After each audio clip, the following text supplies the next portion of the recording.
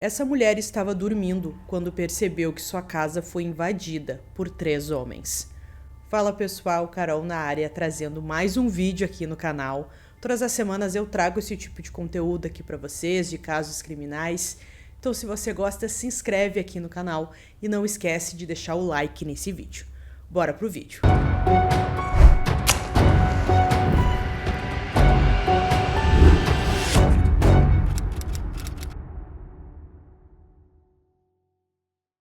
Amanda Grace Byers nasceu em 31 de julho de 1987, no Michigan, filha do casal Phil e Robin. Amanda era a mais nova de 3 irmãs. A família se estabeleceu em Elkhart, Indiana, quando Amanda ainda era bem pequena, e ela se formou no ensino médio em 2006. De lá, ela foi para a Flórida, onde conseguiu mais um diploma e nesse período conheceu um jovem, charmoso e engraçado que compartilhava as duas coisas que mais importavam para ela: o amor pela vida e uma fé na qual ele pretendia construir toda a sua existência. Seu nome era Dave Blackburn e ele queria ser pastor. Eles se casaram em 1º de agosto de 2008, ambos com pouco mais de 20 anos.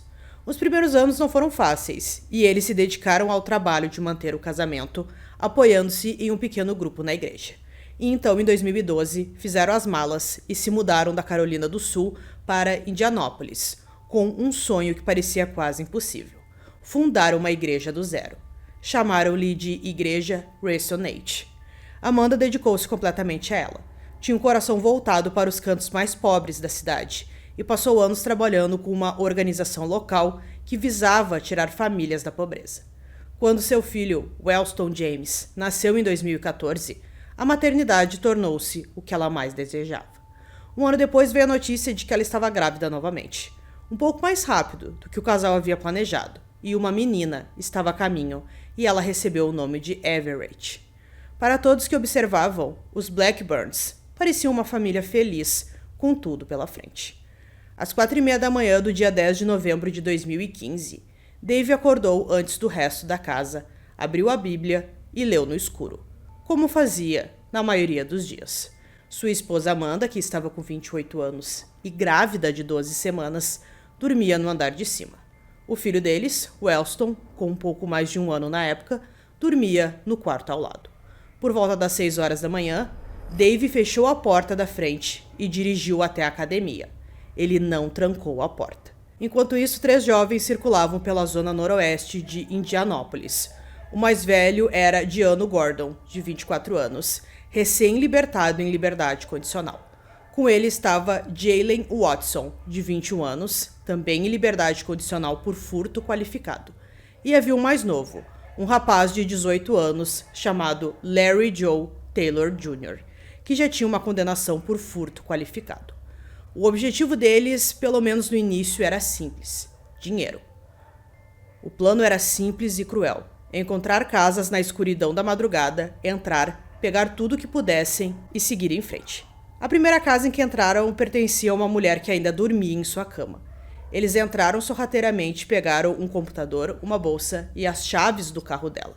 Quando perceberam que uma câmera de segurança os estava gravando, a solução de Taylor foi arrepiante. Ele disse então que o ideal naquele momento era matar a mulher, porque assim não haveria nenhuma testemunha. Os outros 2 não gostaram dessa ideia e conseguiram convencê-lo de que aquilo não era o melhor a fazer. A mulher acordou mais tarde e descobriu que seu celular havia sumido, a porta para o pátio estava aberta, suas plantas derrubadas e seu carro havia desaparecido da garagem. Sua ligação para a polícia foi recebida às 5h23 daquela manhã. Enquanto isso, o trio dirigiu com um carro roubado até uma segunda casa. Dessa vez, não tinha ninguém nela, e eles arrombaram a porta. Dessa vez, o ataque foi maior: televisores, um notebook, joias e mais alguns itens. Sentindo-se seguros porque a casa estava completamente vazia, até pararam para abrir garrafas de cerveja e vinho, e beberam, deixando para trás copos e DNA.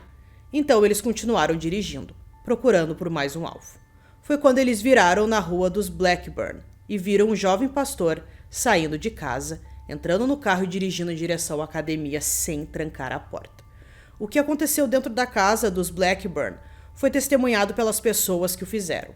E o relato que acabou chegando ao tribunal veio de 2 dos 3 homens. Larry Taylor insistiria por anos que nunca colocou os pés dentro da casa. De acordo com este relato, os 3 homens viram a oportunidade que a porta destrancada oferecia e dividiram suas funções. Taylor e Watson entraram pela frente. Gordon ficou com um carro, pronto para fugir. Eles não esperavam encontrar ninguém dentro da casa, mas Amanda estava acordada. Provavelmente ela desceu as escadas e encontrou os invasores.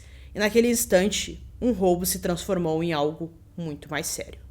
Watson teria saído correndo imediatamente, abalado, dizendo aos outros que havia uma mulher lá dentro e que Taylor a havia atingido na boca com a arma. Esse detalhe foi provado posteriormente com o que o legista encontrou no corpo de Amanda: um lábio cortado, um dente quebrado e arranhões na bochecha. Taylor roubou o cartão de crédito de Amanda e ele tinha um plano.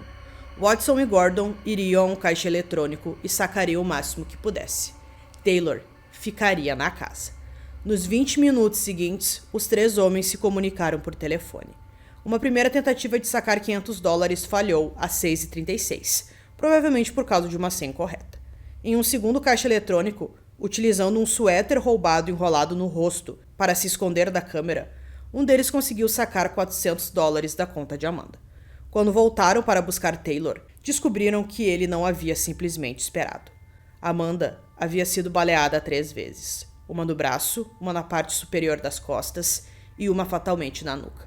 Sua blusa estava levantada e sua roupa íntima removida. E Taylor, segundo o relato dos homens que estavam presentes, não se abalou com o que havia feito.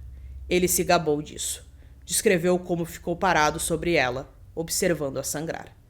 Dave chegou em casa um pouco depois das 8 horas. Ele estava ao telefone com um amigo e ficou na entrada da garagem para terminar a ligação, em vez de acordar a esposa e o filho. Quando finalmente entrou, encontrou Amanda de bruços, perto da lareira e da árvore de Natal, inconsciente, em uma poça de sangue que se espalhava. Sua bolsa e cartão de crédito estavam espalhados pelo chão e um abajur derrubado ao lado dela. Ele ficou desesperado com aquela cena e correu para o andar de cima para ver como estava o seu filho.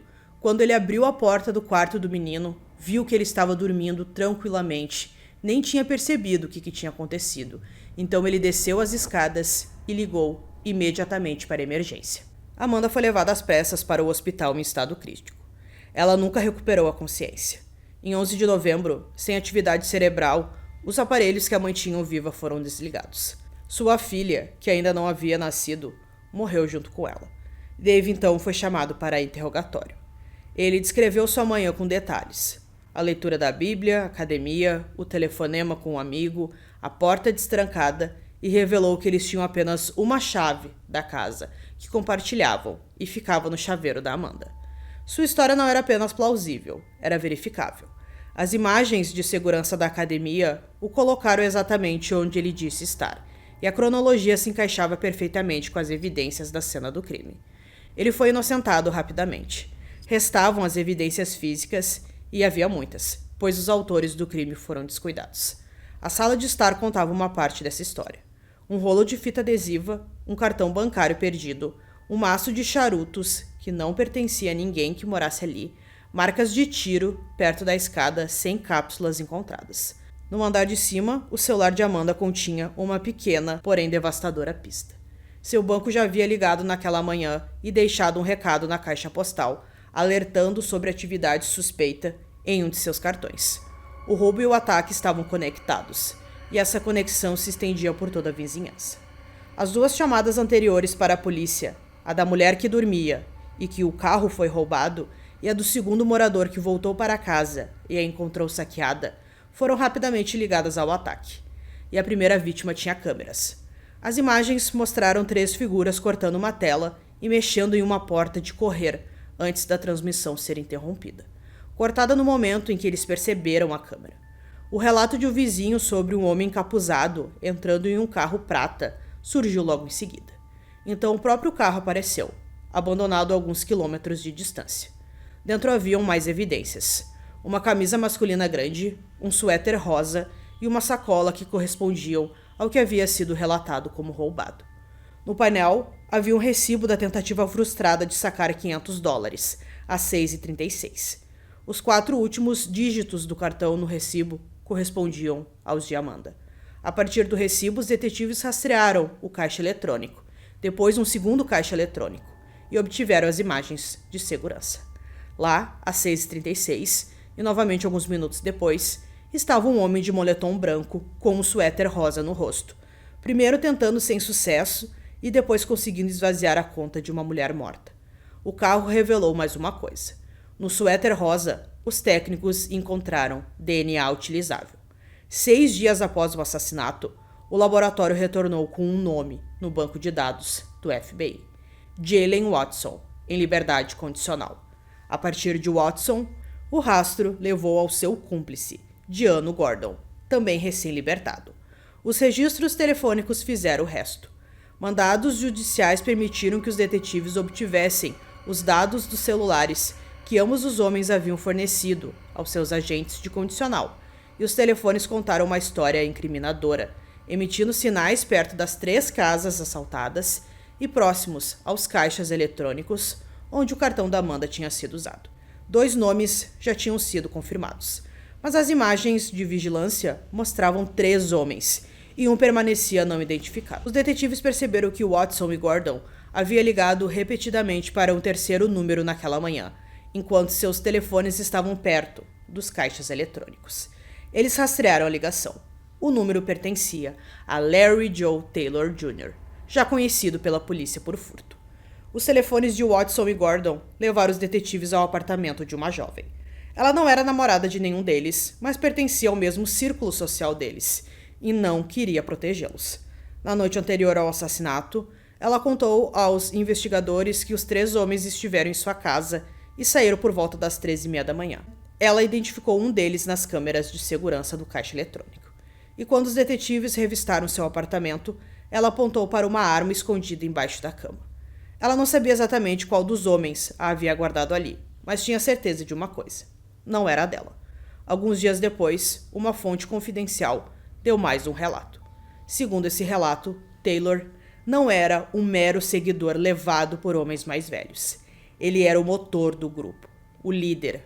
Foi ele quem empurrou o grupo para aquela primeira casa, quem queria matar a mulher que estava dormindo, quem portava um revólver calibre 38, calibre compatível com a arma usada para matar Amanda.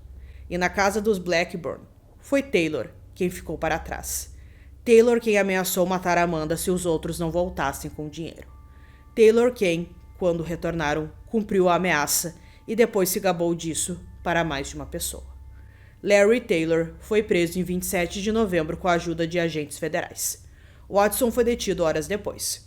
Gordon já estava sob custódia por violação da liberdade condicional.